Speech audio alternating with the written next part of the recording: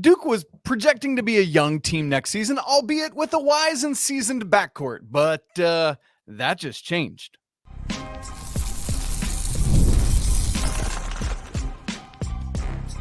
You are Locked On College Basketball, part of the Locked On Podcast Network. Your team every day. Hey there, what's up? Welcome into the Locked On College Basketball Podcast, the only daily national college hoop show out there. I'm your host, Isaac Shea, joined today by our guy, Leaf Tulane. It's good to be together, and you're joining us at the place to get your college basketball content every single day. We want to thank you for making us your first listen or watch. Reminder that you can get every episode ad-free on Amazon Music. Special shout out to all of you everydayers out there, as well as the Locked On College Basketball Discord community. This episode is brought to you by Game Time. Download the Game Time app, create an account, and use code LOCKEDONCollege for $20 off your first purchase. So coming up on the show today, Duke mainstay Jeremy Roach is likely going to be wearing a different uniform next year. It's just a matter of what school it is or if it'll be an NBA uniform. Indiana has landed a hefty big with a hefty price tag, and BYU has their man to lead now that Mark Pope is off to Lexington. So, Leaf, we're going to talk about all that today. A couple quick portal things that I want to mention that we're not going to talk about in depth today, but just want to make sure everyone's aware of. A couple portal entries. Aiden Mahaney from St. Mary's enters the transfer portal after his sophomore year. Nick Pringle, one of the bigs from Alabama, joined the transfer portal. And then TJ Bamba from Villanova, whom I think a lot of us expected to have a big year for Nova this year, that just never really kind of lived up to that. Also, literally moments before we started recording, Leaf noticed that Michigan big man transfer Terrace Reed has committed to UConn, so he will join Samson Johnson there in the front court, working to replace Donovan Clingan. So just wanted to update you all on that. But Leaf, we got to start in Durham, North Carolina, where we learned on Tuesday that Duke is going to get even younger than they already were going to be, because Jeremy Roach has entered the transfer portal and declared for the NBA draft. He's played 4 years, but has that COVID year of eligibility. And Leaf, I want to shout out our guy, JJ Jackson, the host of Locked On Duke, because he had actually tipped me off to this potentiality earlier this week. And it was something that I hadn't really even considered. I had just assumed either Roach would be back to Duke or that he would leave and go pursue professional opportunities. And so, Leaf, how much of a surprise was this news to you? Actually, not too much of one, because my friend, who's a big Duke fan, he's kind of plugged in Duke Twitter, had told me it looks likely that Roach is on his way out. And yes, a lot of it was pursuing professional options. I always kind of thought in my head, okay, well, it's probably better for him in terms of his draft stock, which I don't think is that like, it's not that relevant. Is That's right. Shooting guard who's 6'2", 6'3", and not a great point guard, even though he played point guard. I think I knew that they were going to Proctor as the point this year regardless. So his role was changing. They had guys that needed to feed the ball. They had players in the backcourt that needed more time that played this year. Obviously, Blake's transferred, Shutt transferred, but Foster was coming back and he started a fair amount of games as it was. And then, of course, they have the front court of unbelievably talented players. So right. I figured he was not going to be on the Duke roster. The fact that it was a transfer slash draft doesn't shock me immensely, just because I didn't think his draft stock was high as a draft analyst, I should say. And we'll unpack here. We're going to look at the Duke angle of all this first, and then we'll just mention a few things about where Roach could ultimately land if he decides to stay in college.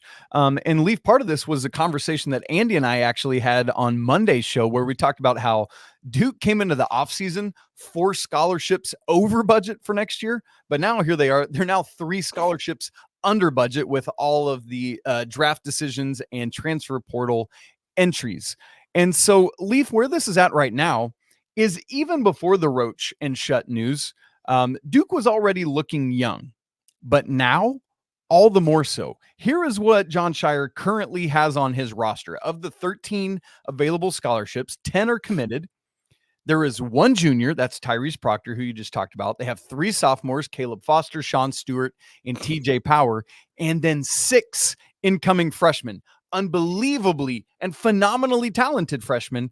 But again, 9 freshmen and sophomores, 1 junior. That's all there is right now. So Leaf, if you're Jon Scheyer, how are you looking to spend these 3 remaining scholarships, and how many of them would you use? Well, the first thing I would do would be try to get a wing defender, preferably that can shoot, because their defense in the front court should be unbelievable. Why not bolster it and have a wing defender that funnels into Flag and Mallock? Like that is what I'd do. I know they're in contact with Malik Brown from Syracuse, Right. Mason Gillis from Purdue, yeah, and Brandon Angel from Stanford. The first 2 are more defensively oriented. Angel is a solid defender, but he's a better scorer than the other 2. And Gillis shot very well from 3, but I think a lot of it was gravity from Edey. I think Gillis is the one that would be the best fit because he's rugged, he rebounds really well, knows how to play with star players, and would fit that role very well. So I think Gillis would be who I would target. And then the second thing I would do is I'd consider how much are Foster and Power going to play, because I think you could start TJ Power along with Flag and obviously Mallock, and you end up with a guy who spaces the floor next to 2 excellent athletes, and you play in your lineup's big, but you don't sacrifice much athleticism because Flag is that special of an athlete. That's right. So I would think about how you're going to organize those lineups before going to the rest of the portal and deciding, okay, which backup guards can we get? Because obviously you want to put someone behind Proctor who's a little bit injury prone. So I would go wing first, maybe a backup kind of veteran steady guard, maybe of the ilk of like Joey Calcaterra, like when he was at UConn and he really bolstered the backcourt. Maybe you go a little more point guard than him, but someone who has like a specific niche to fill. And then I don't know, I don't have a name for that slot, but that's just the way I'd construct the roster. And obviously Duke's typically gotten a backup big before in years past, like they got Ryan Young through the transfer portal. You've seen them do it before. So I think that would be my Theo third John one. is another example of that. Theo John's a great example. So I think you go for another kind of, hey, I know my role. I'm here to be a strong body, be there in case Mallock's in foul trouble or injured, and I'm going to protect the rim and I'm going to rebound the ball. Leaf, something I think that you said there that's so critically important, we're going to talk about it with our Indiana conversation here in a second, excuse me, is the importance of roster construction, right? We're not out here trying to just collect the best talent and throw them out there and hope it works. We've got to find complementary pieces. That's, for example, what makes UConn so good this year. Is it's not like it's just the 5 most talented players on the floor, although they're a phenomenally talented team. But Danny Hurley was able to get guys that fit really well together. And so I love that idea that you're suggesting there of, okay, if I'm Jon Scheyer, I got to take a look at these 10 guys that I already have. Where are the holes and deficiencies, and what do we need to go get to fill those holes and deficiencies? And so that's got to be the approach here. I'm right with you in that conversation. I do think what somebody like an experienced big also brings is you just need a locker room guy, right? Like that's what Proctor's been probably the last 2 years is that ringleader in a lot of ways. They've got to have somebody to lead and guide and direct, because what we've seen consistently the last couple of years, while we've had COVID eligibility, now that transfer portal's in and going, is that teams that are solely like extremely talented, but extremely young, you're going to win a lot of basketball games, but maybe not the most important ones when we get to the end of the season. And so I think it's critical for Jon Scheyer to get that experience on his roster. Leaf, let's quickly, for just a minute or two here, look at the Roach side of this thing, because obviously he is a guy with a ton of experience, a great leader, a like really, really strong and solid basketball player. It's funny, Adam Zagoria had reported that St. John's, Kentucky, and Arkansas are all among the leaders. So that would mean Rick Pitino versus the Pope versus John Calipari. How wild would that be to have 3 either current or former Kentucky coaches all trying to get in on the Roach recruitment? And they're so different. All of the coaches, That's like right. Calipari's this guard whisperer, which I think is a little bit oversold just because he has tremendous talent, but all those guys become really good. They play well. Patino's this defensively oriented pressure coach for years who likes older guards. And then there's Pope, who is a little bit less known for many, but being in Utah, you know how much he stresses offense, and like maybe if I'm Roach, be like, well, it's my last go around, and I'm going to get a lot of money because it's Kentucky. Maybe I play for someone who lets his guards rock. Like I think it's a pretty hilarious situation. And then obviously Calipari has a barren cupboard, so you'd certainly have a good chance to score in And a that money's Arkansas there that you system, just talked about. Yeah. and the money's there exactly. So he's definitely not lacking for options. I think he'll go to the SEC rather than St. John's just because I think there's more money and the teams are likely better, even though Patino, in my opinion, is the best basketball coach of those three still. Agreed. Yep. I'm right with you on that. The coaching side. How funny would it be if Pope is the one that lands him over the two more experienced veteran coaches? We'll see, obviously, much more to come on Jeremy Roach's stuff and Duke's activity in the transfer portal. Great insight there and great conversation. So, Leaf, Indiana landed a big-time big on Tuesday in Arizona transfer Oumar Ballo. But are all the pieces going to fit together in Bloomington? We'll try to have that or not try to. We're going to have that conversation in just a second. Right after I tell you about Monopoly Go. Look, I've been told I'm a pretty competitive person. I know that Leaf is an incredibly competitive person. And let's be honest, we all have some sort of competitive side. And my competitive side is a big old fan of Monopoly Go. I'm sure you've heard of it. It's been downloaded over 150 million times. Monopoly Go is a great twist on classic Monopoly, but where you play on not one, but hundreds of Monopoly boards in crazy locations, building up amazing cities that bring you big money. But the best part of all of it is messing with my friends. I can charge them rent on my iconic Monopoly properties, just like the standard board game. But now I can also rob their vaults of riches for myself, and the leaderboard shows me who the biggest Monopoly tycoon is. But it's not just my competitive side that loves it. You can team up with friends and people from all over the world in timed tournaments to earn huge rewards. So you need to come get in on this game and join your friends. Download Monopoly Go right now free on the App Store or Google Play Store. Leaf, let's change from the ACC and go to the Big Ten, who's been making, quite frankly, some big moves in this transfer portal season already, getting guys in. And one of those is Indiana, who landed, Mike Woodson did, Wazoo point guard Myles Rice over the weekend. But the big news, the big splash was Oumar Ballo landing with the Hoosiers on Tuesday. It was kind of a weird day of news for him because at one point it seemed like Indiana was the leader. But then there was news that came out going back to John Calipari that he was going to schedule a visit down to Fayetteville to go to Arkansas. But then on Tuesday afternoon, he's committed to Indiana. Leaf, that was all a bit wild.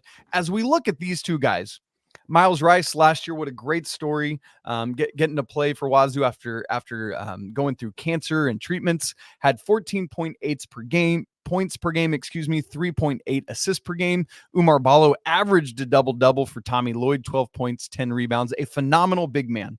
But Leaf, here's where I want to go with this conversation beyond just saying, hey, he's committed, two great players. Obviously, Indiana is adding talent here, but they're adding these two guys to a team that was already not a great shooting team, 32% from deep this past season. And they bring in Myles Rice, who shot just 27.5% from deep last year on 3.7 attempts, and Ballo, who was a phenomenal basketball player, but has literally never attempted a three in college. You look at somebody like Mackenzie Mbako, 32.7% last year. Leaf, here's my question. If I'm Mike Woodson, does this roster construction make sense? No. I was arguing this with someone on Twitter starting last night, and as you were reading the commercial, I saw my name get tagged on Twitter. I was like, that's peculiar. I haven't said anything today. And so this guy was arguing with me from what I said last night. But anyway, I agree with you. I think that Indiana has gone these two big lineups, and Khalil Ware's pitch was that he could shoot. Well, he's a far better shooter, even if I don't think he's that great of a shooter, than Ballo. Still better than Ballo. That's right. Malik Reuland has a little bit of ability to space out to 17 feet, but what is that? That's still a 2-pointer. Analytically driven basketball would say that's not a great shot. So, That's okay, now you're going to put two players within 17 feet together. And I know the Big Ten's got this, like, it's almost like a punchline now, but it is stylistically the Big Ten's the most like brute strength. Like, you're going to play strong basketball, play on the interior, play high lows. And yes, it worked for Purdue, but Purdue had a 2-time player of the year in Zach Edey. And then they play with Trey Coffin-Wren, who's not a good shooter, but he's also someone that I think is capable of being all Big Ten this upcoming season. So if you have two really good basketball players, sometimes it works. Ballo and Reuland are, but what I would do, and it's too late now, they have Ballo. I would think that you would play, and they're likely to get Kane and Carlisle. Like, they're the front runners for Kane and Carlisle. If they get Carlisle, I would rather play Rice, Carlisle, Galloway, and Baco at the 4, and then Reuland at the 5. Obviously, with Ballo, you're going to play Ballo. And I don't know if that means Carlisle comes off the bench. Maybe Galloway doesn't stay. I think he will. And I just don't think it's going to work. I think the other thing of this conversation is teams that were good in the 80s are going to have just an inherent advantage playing basketball for time to come. And I don't think that's right. Like, obviously boosters played a factor for a long time, but since the NIL coincided with the transfer portal, I think both are great by themselves.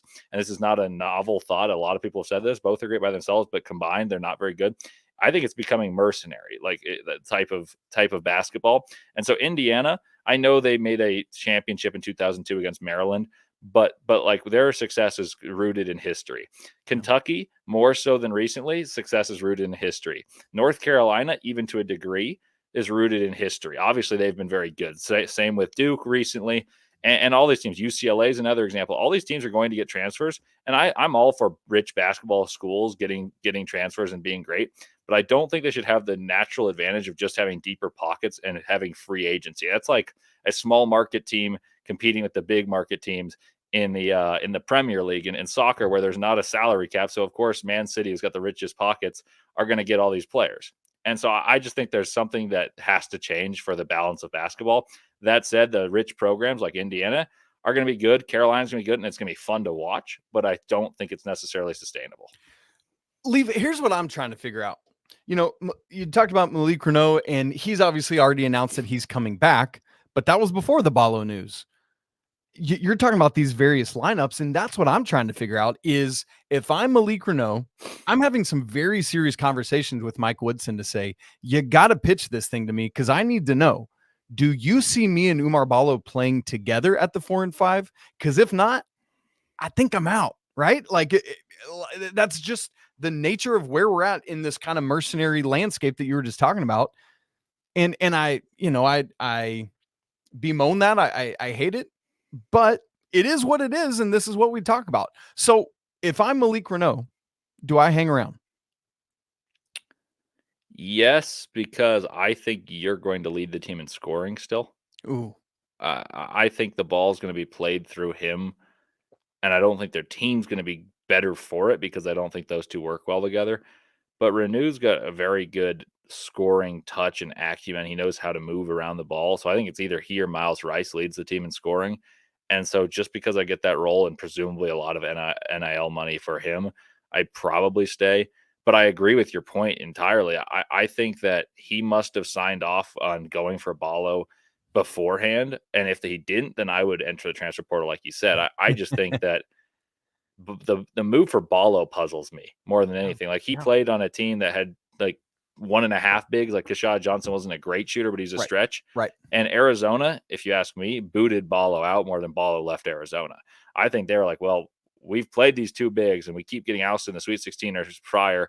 And even though we're bigger, we're not dominating the glass like we should, because we want to run. So I think what they're going to do is they're going to go for a small ball 5, namely Trey Townsend. That's my prediction. I think they're going to get Trey Townsend from Oakland, who, even though Golke was the sensation in March, he's their best player. That's right. And all of a sudden, Arizona's going to be run and gun, and they're going to score 90 routinely and be better in the tournament. So, I mean, Leaf, you get in Rice, you're going to play him. He's going to be your 1. You got Mackenzie and Baco. You got to start him. He's your 3. And if we go with Reuland and Ballo at the 4 and the 5, I mean, then you're just looking at your two. And like, if I'm Mike Woodson, it has to be at that point a sharpshooter, right? Like, we've got to get somebody. There are reports that Connor Esigian from Wisconsin's on campus today. He had a good freshman year shooting, didn't do it this year. It was really, really not great, like 30% this year on 2 attempts. And so, Leaf, you go back to that roster construction conversation we just had about Duke. And I don't know that Indiana is in any better shape in terms of floor spacing and shooting and switchable defense than they were last year.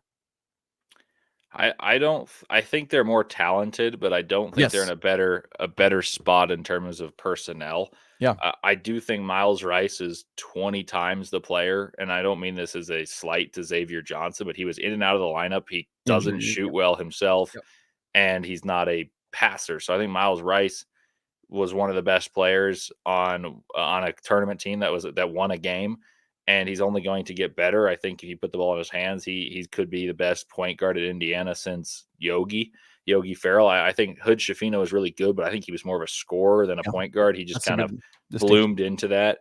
And so you get better just because your guard plays better, in my opinion. And now Ware is probably a better talent than even Renew or Ballo combined, but he and Renew didn't work very well. What inspires faith about Ballo and Renew working well? So I think they should play Mbako as the 4 and one of the bigs as the 5. Obviously, I don't think that's necessarily likely at this point, but I agree with you. You need to get shooting, whether it's a Esigian, but I wouldn't necessarily start a Esigian over even Galloway. I think Galloway's a better player. Yeah. But we'll see. I don't like the way that they're recruiting. I also think that it's time for Indiana with this type of money to zag or zig when the other teams are zagging in the Big Ten, because you can't do what Purdue did. Like, you shouldn't load your roster as if there's like a 2000 Shaq and get a bunch of centers just to have fouls to give. And I know that's not exactly what they're doing, but it doesn't work. Like, offense is winning in college basketball more than defense. So, yeah, go ahead. So we'll see how this all comes together in Bloomington this year. It's going to be very interesting to watch, because if Renew and Ballo aren't both starting, it's just going to be interesting to see how that locker room sticks together, Leaf. Let's just say that. Now, the coaching carousel that SMU started has finally spun its last spin, but it ended in a way, Leaf, that I don't think any of us saw coming. We'll talk about that in just a second. Right after I tell you about Yahoo Finance. Wouldn't it be great if you could see all your investment and retirement accounts in one place? With Yahoo Finance, you can consolidate your views from multiple accounts into one hub and access the expert analysis you need to tend to your entire portfolio with confidence. I used to try and do all of this on my own with my own spreadsheet, and it was so much time, so much trouble that finally, a couple years ago, a friend of mine actually recommended Yahoo Finance to me. I made the switch to using that sponsored of today, Yahoo Finance, and let me tell you, I have never looked back. I absolutely love it. For more than 25 years, Yahoo Finance has been the brand behind every great investor. Whether you're a seasoned investor or you're looking for that extra guidance, Yahoo Finance gives you all the tools and data you need in one place. You can securely link your brokerage accounts for a unified view of all your wealth, including 401k and other investments. A comprehensive perspective is what sets apart great investors, and it's how Yahoo Finance ensures you have the right insight to look at your wealth in its entirety. So for comprehensive finance news and analysis, visit the brand behind every great investor, yahoofinance.com, the number one financial destination. That's yahoofinance.com. Leaf, we found out on Tuesday the news about who BYU was hiring. And I think for a long time, just because the Arkansas and Kentucky of all this was such a big deal, some people forget where this whole thing started and maybe weren't paying as much attention to where it ended. So let me just quickly run us back through this whole coaching carousel. SMU fires Rob Lanier after 2 years because they want to get a bigger splash hire as they move into the ACC next year. So they ultimately hire Andy Enfield away from USC. USC then hires Eric Musselman from Arkansas. Arkansas, as you know, hires John Calipari from Kentucky. Kentucky hires Mark Pope from BYU. And then Leaf, the news on Tuesday is that BYU has dipped into the NBA pool and hired the top paid assistant in the entire NBA, Kevin Young from the Suns. Leaf, this thing's out of left field. Am I right? I mean, I didn't know who Kevin Young was until yesterday, and I work in the NBA, and I'm pretty knowledgeable about like coaches, assistant coaches, coaching trees, and I saw you texted me. You said, "Well, we'll start with Kevin Young thing," and I was like, "Man, who on earth is Kevin Young?" Because I was driving when I saw the text. I like looked at my phone to see what time it was, and I was like, "Oh, I wonder what Isaac said," because I knew what we were planning on talking about. And then Kevin Young was the guy. So I was driving today in Utah, and on the billboards in Salt Lake City, it says "Welcome Kevin Young." So people seem to be excited, and they should be. So I did some research, and Kevin Young is, like you said, the highest paid assistant, has had his name in many NBA head coaching rings, and he's paid for 8 years, 30 million. That's a long-term investment. And I know that's not the same money that you've seen some of these coaches get in a short term, but a long-term investment at a place like BYU really matters, because this is a team or a place that has money. They have unbelievable amount of pride in their sports. And I know everyone says that, but having lived here, BYU will pay boatloads for their teams. They have way more sponsorship money than some of the other regional rivals. And I think that NBA concepts are becoming more and more popular in college basketball. Yes, not every NBA team is going to run what UConn ran, which was the best offense in college basketball this year. But a lot of NBA concepts like horn screens is what UConn's main base offense was out of, which is two bigs at the top and spacing out. And then they obviously ran a lot. Well, I think there's going to be more and more of that. You're going to see spacing and pace become more and more prevalent as BYU's in the Big 12. I know they were this past year, but they surprise people by playing with space. I think there's going to be more and more of that, and recruiting is going to be more offensive rather than kind of this toughness and defense mold that a lot of teams have recruited out of. And I think Kevin Young, and I think you're going to see more and more NBA coaches go to the college game with a lot of money to those big programs, and that'll be a prominent thing. And the other thing about BYU, this is a home run because you have to be an active LDS member. And so the fact that they found someone that wasn't just Chris Burgess, Barrett Peary, or some of the other guys that have already been or had stints in Provo was something that no one expected locally. Like everyone thought it was going to be Chris Burgess, who's the head assistant coach at University of Utah and previously worked at BYU under Dave Rose. Leaf, the point you make about the NBA side of this, of NBA concepts and personnel, frankly, coming to college, I think is backwards from where we've thought a lot of the time, because for so long we've thought about college guys wanting to get to the NBA, and we just assume that's the way it's always going to go. But what's interesting is with Coach Young's hiring, it's actually the other way around, where he desired to kind of leave the NBA and get here. From Matt Norlander's reporting from CBS, he says that the NBA grind is real, and cutting Coach Young's season down was a factor. While college recruiting is a year-long grind in and of itself, BYU's range of prospects is much more limited than most other high major programs due to its LDS church ties and honor code, Leaf, as you were mentioning a little bit ago. Plus, Young has small children, and the opportunity to move away from the NBA lifestyle and spend less time on the road to be with his family was a swaying factor. And so I wouldn't be surprised if we see more and more of this. Leaf, one of the things Andy and I have talked about a couple times lately is that because of the transfer portal and NIL, college recruiting has become a lot more transactional now, and you don't have to spend as much time going to every high school game and going to every grassroots circuit game or whatever it is. And so I wouldn't be shocked if we see more of this. Another point I want to make, going back to some of the deep pockets you were talking about, is there are two key powerful connections that Coach Young has. One is longstanding ties with BYU alum and Utah Jazz top exec Danny Ainge. So that's something to be critically aware of here, as well as maybe the more important financial connection, which is to billionaire BYU alum Ryan Smith, who we know was a power player in this hiring process, but it goes beyond just the long-term contract commitment to Coach Young, but also what that's going to mean for this recruiting, Leaf, and how they're able to bring in players and look at things of that nature. And I think that's going to be, those two relationships are critically helpful, because for those who might not be aware, while Coach Young was born in Salt Lake City, he didn't go to BYU. He went actually to college in Georgia, very close to where I grew up, like Clayton State, a D2 school where he went is like 10 minutes from my childhood home in the Atlanta suburbs. And so having BYU alum in on this to just say, hey, this dude's legit, we believe in him, we want him, I think is key and critical as well, Leaf. I think the biggest factor in this is that he was willing, and not only willing, but wanting to go to BYU, as you said, just for that lifestyle. And a lot of people are like, oh, they don't want to have to deal with the NIL. Like that's the deterrent. I talked to a guy who coached Billy Donovan at Providence back in a 1987 run where they made the Final Four. And I asked him, do you think Billy Donovan would take the Kentucky job? And he said, I don't know. I don't know if he wants to deal with some of the collegiate distractions and how you have to recruit and all this. Well, you make a strong point is that maybe you don't have to recruit in the old fashioned way. You just have to do the transfer portal, and that's its own trial and tribulations.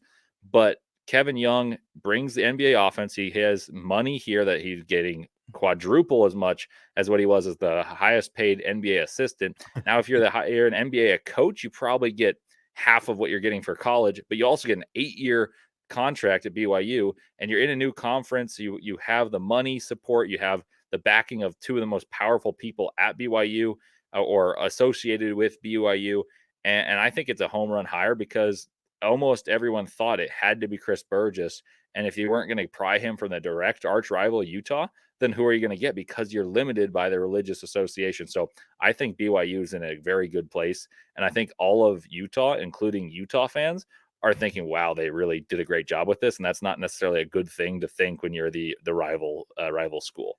One thing to note, folks, is that Coach Young is going to stay with the Suns through their NBA playoff run. They're a 6 seed. And so, it might be one and done in terms of a series, but he's going to have to get his assistants hired quickly so that they can start doing the work of recruiting, maybe retaining some of the former BYU players who are in the portal right now, but certainly getting guys brought in. So we'll keep our eyes on all of that. Leaf Tulane, great conversation as always. Great to be together. It's fun to have that BYU conversation as the state that you live in. And so obviously as there's more news, we will continue to look at BYU and their roster situation. Folks, thanks so much for joining us today on Locked On College Basketball. If you're not part of the Locked On College Basketball Discord community, you need to come join. It's incredible to be part of. We'd love to have you. It's free and the link is in the show notes. If you haven't subscribed to the show on video and audio, it's super easy to do. We're on every audio platform, wherever you listen to podcasts, just hit subscribe. If you're watching on YouTube, hit that little subscribe button down there in the corner. As always, I want to say apologies to the Lawyer family. Let's go Wildcats, and until tomorrow, peace.